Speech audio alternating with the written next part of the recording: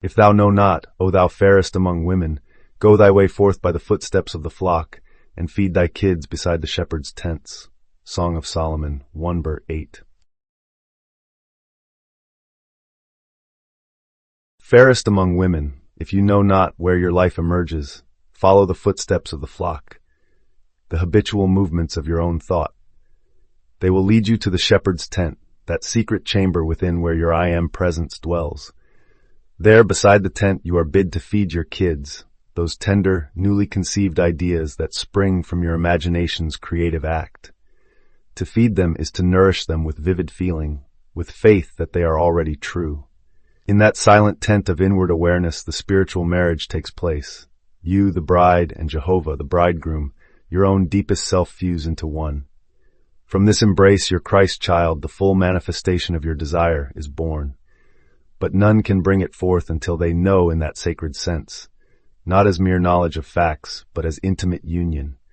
The flock's footsteps are gentle urgings, your desires seeking fulfillment. Heed them. Let them draw you away from the clamor of the world into the shepherd's tent. There, feed your young conceptions with the promise already fulfilled. Give them your tender attention until they stand in form and substance before you. This knowing is the secret of all creation. If you sit hungry, ignorant of your own creative power, persistently trace your wandering thoughts back to that tent. There you learn that the real nourishment is the life-giving word you speak in imagination, the truth that sets you free. In that intimate surrender, all parts of you become one temple. Nothing is left outside. And from that oneness, your world will reflect the glory you have come to know. Here the beloved, fairest among women, stands for your awakened self, radiant with unlimited creative potential. If thou know not, names a state of inner amnesia when you've forgotten who you really are. The footsteps of the flock describe the habitual patterns of thought you follow unconsciously, patterns that keep you tethered to old outcomes. Feed thy kids points to the new ideas and desires gestating within you, kids as young yearnings.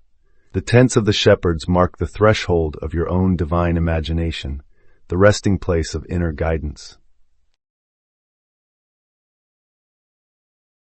Consider this verse a detailed map that reveals how desire transforms into reality. It calls your attention to the shepherd within your inner Christ, your imaginative self that gently tends the flock of thoughts in your mind. By consciously following the footsteps of this flock, you learn to recognize the patterns of habitual thinking. Then you intentionally choose to nourish your budding desires, likened to the young kids in your psyche, not in a distant pasture but right beside the shepherd's tent, signifying the presence of your awakened imagination. In that sacred union of inner guide and creative power, your new idea finds the ideal place to gestate, to come alive, and ultimately to mature. The hidden power here is your sovereign use of imagination. You possess the ability to nurture and sustain desire at its very source.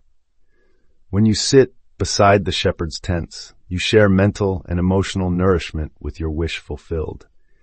In that sacred exchange, you become the union of God, the shepherd, and man, the flock, and bring forth the reality you have embraced within.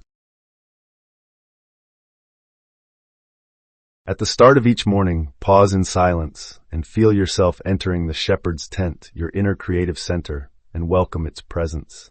As you remain still within that sacred space, allow a single fresh desire, one neglected longing, to rise into your awareness. Then picture it being richly nourished so that you can sense its joy and witness its growth. From there, gently reflect on the familiar footsteps you have traced in the past, the well-worn paths that led only to disappointment.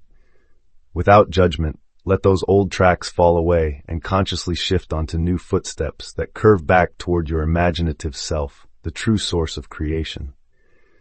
When evening comes, return once more to that same desire and feed it again with vivid sensory feeling. Taste its sweetness, inhale its fragrance, hear the echo of its fulfillment as if it has already come to pass. As this inner practice unfolds beside the shepherd's tent, watch with quiet confidence how your outer world begins to respond. The more faithfully you sustain this nourishment of your kid, the more your unseen act of creation will give birth to its counterpart in form. In following these simple steps, you reclaim the divine prerogative to know yourself as both the shepherd and the flock, the conceiver and the conceived, and thus bring heaven's promise into earthly experience.